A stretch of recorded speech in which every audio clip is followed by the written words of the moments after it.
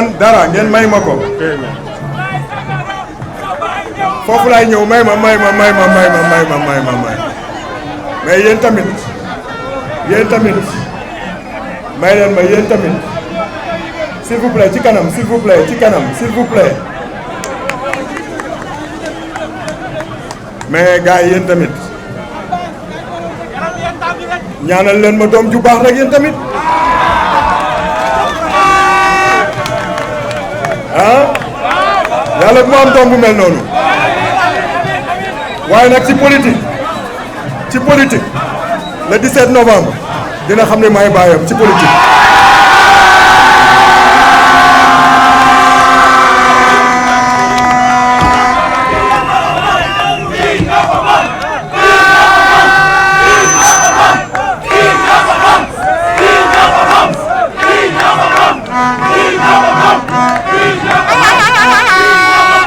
mani gars yi jërëjëf Patte d'Oie jërëjëf les communes voisines telles que les Parcelles Assainies jërëjëf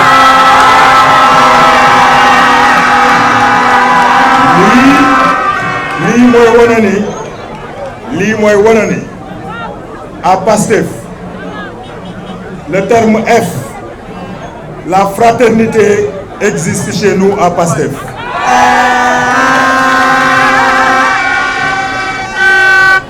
fii bi ma fi mujjee avec ma sœur Maïmouna Dièye madame le ministre Maïmouna Dièye maa ngi koy nuyu di ko rendre un vibrant hommage une icône de la lutte féminine dans Pastef. Maïmouna Dièye incarne la résistance au sens féminin du terme. suñu jigéen ñu baax ñi nga xam ne dañu leen tudd ci histoire mooy les reines au Sénégal mooy les Ñëmbat Mbodj ñoom Aline Sitoé Diatta les linguères qui se sont battues pour ce pays. Maïmouna Dièye incarne ces linguères-là. Madame le ministre Maïmouna Dièye maa ngi lay rendre un hommage ici à Pastef di la ñaanal liggéey biñ la dénk yàlla defal la ci ndem. di nuyu mon frère Ousmane Seck investi sur la liste nationale. Ousmane aussi est l'incarnation parfaite de la résistance et de l'amour pour le patriotisme. Ousmane Sénégal jaral na ko lu ne. Ousmane jaral na ko moom kese mu dogaale cortège yu Macky Sall di xeex ak moom. Ousmane mii def na loolu. Ousmane dem na kaso pour le Sénégal et pour le projet. Ousmane, je tenais aussi à te rendre un vibrant hommage. bi ñuy mujjee fii bu ngeen ko fàttee bi ñuy mujjee fii Patte d'Oie ay grenades lacrymogènes moo ñu fi jógee est-ce que fàtte ngeen loolu. yéen a ngi fàttaliku bi le président Ousmane Sonko ñëwee fii à la Patte d'Oie di rendre visite à notre sœur Maïmouna Dièye keroog ay grenades lacrymogènes lañ ñu fi dàqee. waxuma sax dàqee parce que ñun duñu daw grenade lacrymogène musuñoo daw grenade lacrymogène mais moom la ñu tertoo moom la ñu sonalee keroog ba ñuy génn ba dem Tivaouane. mais loolu lu muy wone mooy quand on est endurant dans la vie quand on est sur une voie juste dans la vie il y a toujours réussite. li yàlla di wax nag du dañ inna allaha ma sabirin la wax. yàlla mu ngi ànd ak les endurants nous avons été endurants. maintenant nag endurance boobu ci benn volet la woon. endurance boobu c'était pour prendre le pouvoir. mais ma leen di laaj est-ce qu'on aura la même endurance pour développer ce pays. une chose est de prendre le pouvoir une autre est de le conserver. ñun dañoo décider ne fii à Pastef dañu bëgg pouvoir bi ñu di ko transmettre de génération à génération. on doit transmettre ce pouvoir à nos enfants qui le transmettront à nos petits-enfants, ainsi de suite. Et vous voyez qui c'est réuni commencé tegu. Gëm naa ni incha allahu rabbi fii ak 200 ans il n'y aura pas d'opposition au Sénégal. Donc ma ni cette même endurance bi ñu amoon di xeex pour jël nguur gi dañu war a continuer xeex pour conserver réew mi dañu war a continuer xeex pour développer ce pays te ce pays là fu ma dem dinaa ko wax mënuñu ko développer seul avec le président Bassirou Diomaye Diakhar Faye. Non. Le président Ousmane Sonko ak lu am yéene moom kese seul mënul développer le Sénégal. Qu'est-ce que nous autres citoyens sénégalais devons nous faire pour aider nos dirigeants à développer ce pays? Pour ñu def ko nag on va se retrousser les manches. Gars yi liggéey bi mu ngi soog a commencer. Le 17 novembre nag ci la ñuy am suñu indépendance totale.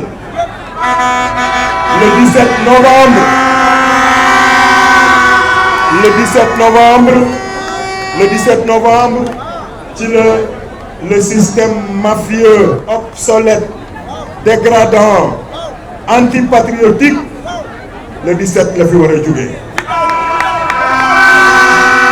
te inchallah daf fiy jógee. Je vous demande d'aller retirer vos cartes d'électeurs.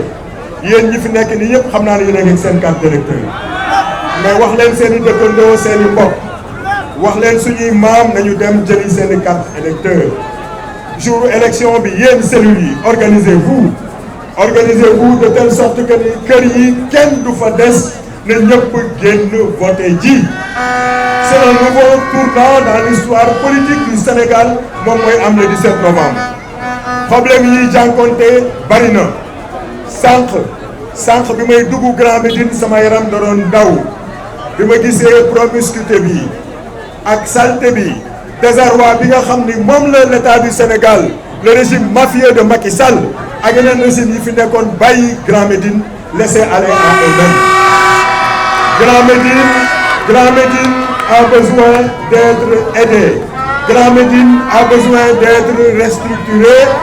Et Inch'Allah Rabbi, nous les députés de Dakar, puisque nous avons l'Assemblée nationale, de nous proposer en termes d'urbanisme, de nous permettre Grand Médine à tous les autres quartiers du Sénégal et de Dakar, nous de façon décente. Beneen bi ñu ngi wax ci affaire du loyer wax naa ko fenn Sénégal ñun ñoo ko bokk dëgg la ñi moom seeni kër tabax ko daj ci lu ne war nañoo mën a gagner dignement leur vie mais nag ñi nga xam ne aussi ils ont le droit d'avoir un toit ñoom aussi war nañ leen xalaat. Monsieur le directeur général de la SICAP monsieur Makhtar Magasuba est ici mu ngi may déglu monsieur le directeur général de la SICAP monsieur Makhtar Magasuba ñu ngi leen di ñaan yow ak sa collègue bi yor HLM ngeen jàppale Sénégalais yi ñu am un toit décent tant que loolu amul loyer bi day gën a cher fii à Dakar yéen aussi waa Ndakaaru bis bu ñu demee ba décentraliser beaucoup de choses nañu génn Ndakaaru xat na Ndakaaru nekkatul dëkkuwaay war nañ mën a dëkki feneen mais bu boobaa il faudra les infrastructures de base il faudrait des hôpitaux il faudrait des écoles il faudrait tout ce qu'il faut pour que nit ñi mën a jóge fii dem dëkk ci yeneen gox yi. léegi nag dégg ngeen beneen loo xam ni le président Bassirou Diomaye Diakhar Faye wax na ko démb ci conseil des ministres bi pour ñu valoriser artisanat li ñu romb fi yëpp gis ngeen ko bari nañu ay boutique tailleur ñu ngi fi di ñaw di daan seen doole naka la ñu mën a def pour jàppale leen ba ñu am ay outils modèles yokk seen capacité de production bu ñu yokkee seen capacité de production en même temps ñu am un marché boo xam ni nit ñi dinañ mën a satisfaire seen besoins vestimentaires. am na lu bari loo xam ne war nañ ko mën a waxtaanee incha allah à l'Assemblée nationale mais nag pour mu am le 17 novembre voter massivement pour la liste PASTEF. Votez massivement pour la liste du département de Dakar. Affaire bi du question dañuy voter rek pour que Dakar gagne.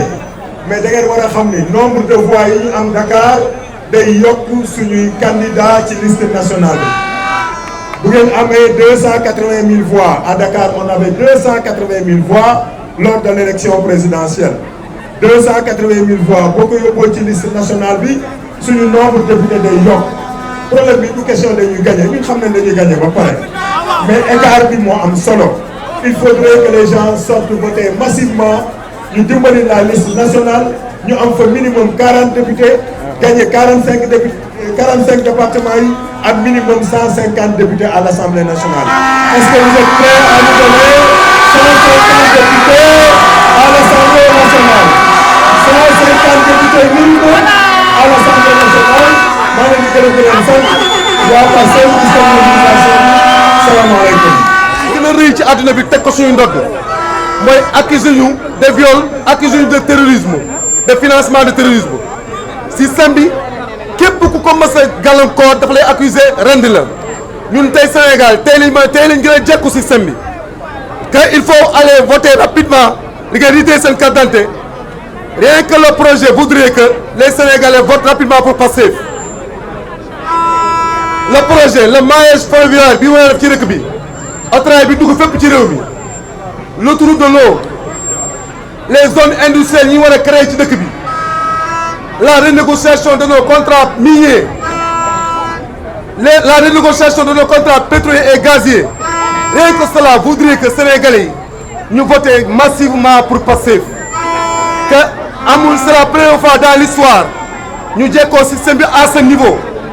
ñu ngi leen di inviter encore une fois képp ku nekk na jël au sein de ta famille fi Patte d'Oie ñu bari li ñu seen carte d'identité. Il y a plus de 2000 cartes d'identité au niveau de la préfecture. Ça c'est grand. Il y a plus de 2000 cartes d'identité au niveau de la préfecture. ñu leen di inviter que chacun dugg ci sa quartier ci sa koñ kër par kër ngeen fexe nit ñi génn seen carte d'identité. Merci encore une fois.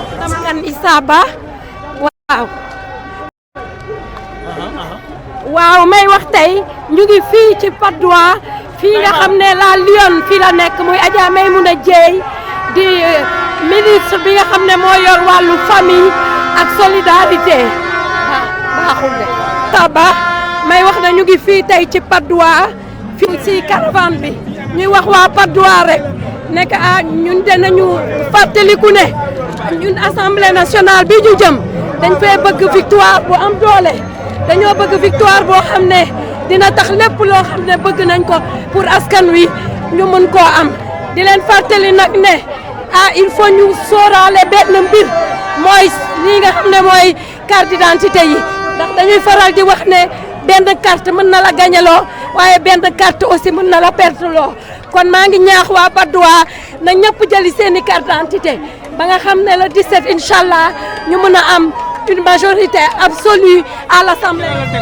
bon man dama jàpp ni ñun gagné nañ ba pare dañuy doxantu nii rek donc di remercier aussi honorable Abass Fall ci regroupement caravane am bu am jom bii muy def remercier la population sénégalaise parce que bu ñu wootee ñu wuyu kooku c'est autre chose et que ni loolu lañ am ñu ngi ciy sant yàlla bu baax déjà on a la majorité. donc mais Abass kaay nañ moom Ndakaaru. non mais mooy borom Ndakaaru. Abass mooy borom Ndakaaru. waaw ñun on sera la législature la meilleure du Sénégal inchallah. loolu la ñu waxoon ci 13 14e bi wala 15e. jamais de la 15e à partir de 15e dañuy compter jëm kaw. nga ne ma lan maa la ko wax. voilà moom ma réer lay fekk. ban solo élection yi am élection yi ban solo la am. quelle est l'importance de cette enjeu bi enjeu économique la ñu am inégalité yi nga xam ne dund nañ ko entre 2021 et 2024 moom la am noonu la ñu war a dindi en quoi faisant am une majorité écrasante à l'Assemblée nationale qui va nous permettre nous les députés du peuple métti bi nga xam ne sénégalais yi dund nañ ko ñu faj ko ci lu mu gën a baaxee lu mu gën a yembee lu mu gën a ci pour sénégalais yëpp jaajëf maanaam élément de rupture yal nañ ci yàlla. merci dama dégg benn jëmm mu tudd Pawlish Mbaye tey ma dégg ko mu ne waxi dof moo tax Ousmane Sonko nar ko suul ñun ñii ay jëfu nit la ñuy jëf te bu soobee yàlla fa mu àgg di dem bitim réew di windeelu Sénégalais yi bàyyi nañ xel na ñun dañuy liggéey ba àgg fa mu àgg ñun fawuñu caaxaanuñu ñun liggéey la ñu gëm dañuy defar Sénégal Ousmane Sonko fawuwul caaxaanut waajul caaxaan ñun dañuy defar Sénégal drapeau bi dañ koy yëkkati si kaw international la war a dem Sénégal yëpp nañ bàyyi xel na ñun dañuy liggéey am alal Ousmane Sonko loolu lañ ko toppee Ousmane Sonko fawul te réew mi day sensé na dem liggéeyi mu dem liggéeyi tóori waar jàpp ñu si setal Sénégal sensibiliser Sénégal Pawlish Mbaye loolu laa lay digal yaag sa mbokk mi si des Ousmane Sonko fawul caaxaanut waajul caaxaan Ousmane Sonko liggéey la gëm day dóor waar yaa ngi dégg ñun ñuy topp Ousmane Sonko ñun ñooy yëkkati xaalis di financer Ousmane Sonko Ousmane Sonko foluwul Ousmane Sonko ko ànd ak moom di nga yëkkatiku te xam naa ne man mii di yëkkati drapeau bi Sénégalais yëpp ñu ngi may bàyyi xel xam nañ bu baax li nga xamante ni moom lay def. yaay Mara. man maay Mara drapeau. porte drapeau bi di yëkkati Sénégal te gëm naa ne.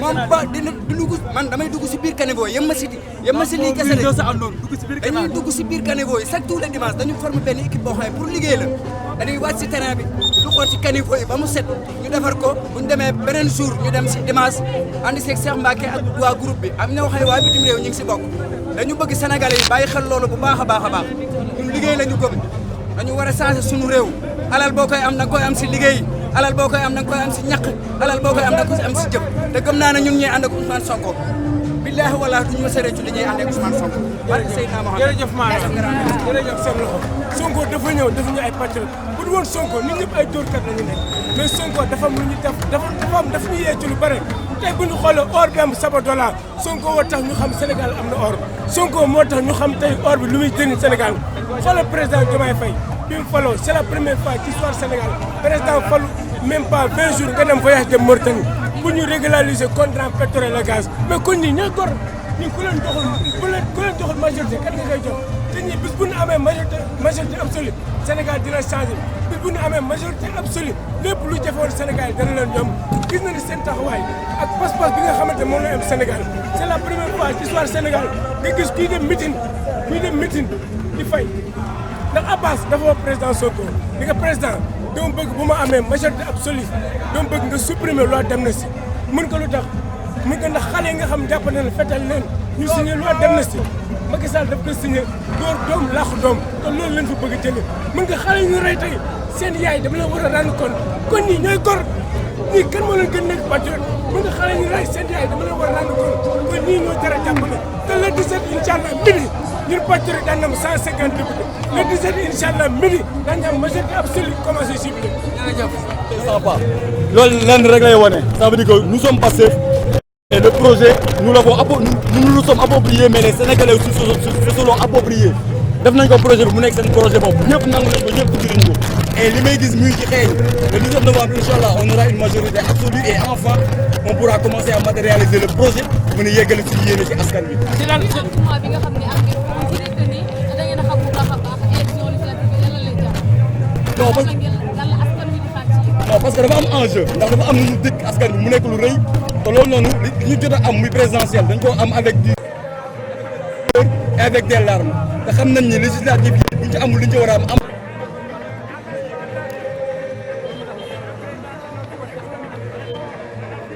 communication bi li ci ëpp ci digital bi dañ koy concentré jeunes yi di ci jot ba pare ils se sont approprié le projet gëm ko comme ñun niñ ko gëmee affaire bi wasaaroo fi mu toll nii seen traîneur de poudre incha allah. ban message nga leen di lancé aussi. message bi ma leen lancé rek moo ñu jàpp teewoo bàyyi ñu armé wu de patience parce que ñu xam ni Rome ne s'est pas fait en un jour ndànk moo jàpp golo si ñaay te incha allahu rabbi on va y arriver tous ensemble. merci Gora. incha allah li am solo nag mooy en tout cas li matérialiser li mbër mi doon wax ne maamam balaa muy duma day boole bi ñu mat fukk te yàlla def na ni xoolal au niveau de Patte d'Oie gars yi def nañ tànk dinañ leen boole incha allah duma leen une bonne fois pour toutes incha allahu rabbi. ban importance la élection législative yi am à non importance bi foo ko natt weesu na ko da nga président dafa woote rupture mu am benn programme bu mu jaay Sénégalais yu wuyu si ko votal ko à 54%. jëngee nit ki nag nit du joxe bopp rocc làmmiñ ça veut dire que li mu déggee pour liggéey yëpp il fallait que ñu jox ko les moyens qu'il faut moyens yi mooy ñu jox ko ensemble boo xam te dafay am une majorité écrasante incha allahu rabbi te dina ko am ndax population bi man c'est la deuxième fois ma ñëw caravane tous les jours maa ngi def ay porte à porte li ma nit ñi di wax seen biir kii yàlla xam ne ne gars yi bu ñu amee 15 députés sax nañ daw ba fàtte incha allahu rabbi Sénégalais yi ñoo yeewu te ils sont prêts incha allahu rabbi. ce sondage daal à quel pourcentage près la jox. ce qui est sûr et certain 140 yi day mat. ce qui est sûr et certain loolu man maa ko wax tey. message ngay lancer jeunes yi nag non xam nga yàlla dafa def Sénégalais dañu yeewu fi ñu toll nii yàlla xam ne dañu yeewu balaa nga koy xam du caravane moo la koy wan mais da ngay dugg ci kër yi porte à porte nga dugg ci nit ñi nga waxtaan ak ñoom les gens sont prêts gars yi dañu yeewu bu baax a baax a baax politiciens yi mënutuñ nax kenn de Sénégalais yi boo demee dañuy wax demal nga toog jarul ngeen sonn dem leen ngeen noppalu xam nañ li ñu war a def incha allah rabbi le 17 dinañ ko def incha allah. jàpp naa ni sax président Ousmane Sonko li mu woote ne commune bu ëpp score incha allah rabbi ñun Grand Médine wala commune Patte d'Oie fas yéene nañu nekk commune bi nga xamante ne mooy def score bi gën a écrasante incha allahu rabbi waaye fi ñu leen di xaar te am ci yéen yaakaar bu baax a baax te gëm ni di ngeen ko doxal mooy bu ngeen demee ca pencum ndaw réew ma problème mu askanu Grand Médine bii war nañu ko régler parce que manque de volonté régime yi fi jaar kese la te régime bi am nañ ci yaakaar bu baax a baax muy président Diomaye mi nga xam ne moo ko dirigé ak président Ousmane Sonko mi nga xamante ne moo jiite gouvernement bi. incha allahu rabbi Grand Médine di ngeen fi am majorité écrasante incha allahu rabbi. incha allah ñu ngi leen di sant ñu ngi leen di gërëm. ñaanal yow tamit ci sa nouvelle charge yi nga am au niveau de la mairie de Patte d'Oie yàlla defal la ci ndam. tout à l'heure dañu amoon ay gan yu jóge ba Kër Massar mooy mon frère Souaré ak suma jarbaat Ramatoulaye Ndom ak les combattants de la liberté de Kër Massar. ñu ñëwoon tey jàppale caravane bi di leen remercier ci déplacement bi di kontaan lool ci loolu te incha allah xamaguñu meeting de clôture bi pour la région de Dakar fan lañ koy defee mais bu dee Kër Massar la dinañ gis lu ñu mësul gis ci àdduna incha allah. monsieur le maire sànq wax naa ko Patte d'Oie Grand Médine a toujours été oublié par tous les gouvernements qui sont passés ici Grand Médine musul bokk ci yitte yi gouvernement yi fi jaaroon yëpp et pourtant su élection amaan Grand Médine day bokk ci ñu ëpp ci ñuy voteel gouvernement yi fi nekkoon dama yaakaar ni réew dépassé nañu foo xam ne dañuy nax population yi baaxoowuñu dige mais Grand Médine ku fi dugg xam ni il faut une politique claire et radicale de restructuration de Grand Médine.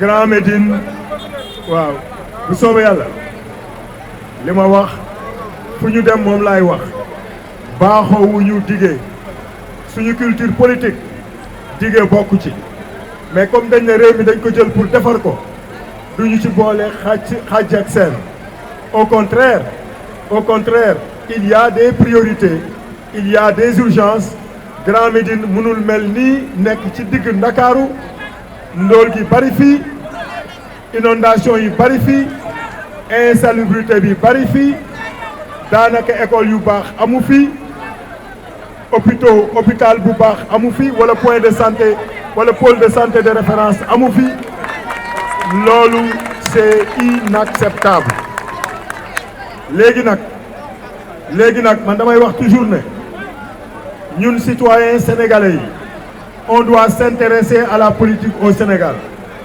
parce que tant que ñu ngi bàyyi politiciens yi ñu def lu leen neex fenn du changer dañu war a obliger les hommes politiques bu ñu waxee ba ñu jox leen nguur li ñu war a liggéey ñu liggéey ko lenn moom yéen waa Grand Médine bu yoboo ngeen déglu ma bu baax man tête de liste département de Dakar ànd ak sama nawle yii muy El Hadji Ousmane Fall di Marie-Hélène Diouf di Abdourahmane Diouf di ku desati dama sonn di Soda Dari di Tambédou di Adja Ndak Thiam Abdourahmane Diouf tudd naa ko sànq il y a mon frère Ousmane Seck qui est là. Le grand man jël na engagement fii à l'Assemblée nationale. À l'Assemblée nationale. Inch'Allah jël na engagement fii ci Grand Médine ne Grand Médine restructuration bi man dina porter la voix au niveau de l'Assemblée nationale. dinañu liggéey fexe ba le ministère de l'urbanisme en rapport avec les collectivités territoriales fii ci Grand Médine ñu fexe ba Grand Médine xaar kanamam changé loolu moom ñun suñu rôle Assemblée nationale mooy contrôler les politiques publiques wax état bi fi mu war a dugal xaalis bi lan la war a prioriser mani leen man Abass Fall nee na Grand Médine j'en ferai une priorité à l'Assemblée nationale. Ministre de l'urbanisme bis bu ñëwee Assemblée nationale yéen ñëpp na ngeen ubbi seeni télé ngeen seetaan ngeen déglu ñun les députés de PASTEF, surtout ceux qui représentent le département de Dakar. Nous allons porter la voix de Grand Médine là-bas. Grand Médine mérite beaucoup plus que ça. Grand Médine war nañ ko restructurer, monsieur le maire, te dinañ ci liggéey ensemble pour que lii mu ne te war na jot ci li nga xam ne ñëpp ko moom. ñu ngi leen di gërëm di leen sant ngeen may ma jaale imam bi biñ fiy dugg nañ ñu ko wax te buñ ko teeloon xam sax xëy na ñu reporter suñu visite fii à Grand Médine, mais ñu ngi jaale imam Mademba Thiam di ñaan yàlla xare ko aljana, yàlla yiw topp ko fa mu tëdd. comme imam la woon suñu njortu rafet na, yàlla na ko yàlla xare aljana. di ñaan yàlla def jàmm fii ci Grand Médine. salaamaaleykum wa rahmatullah.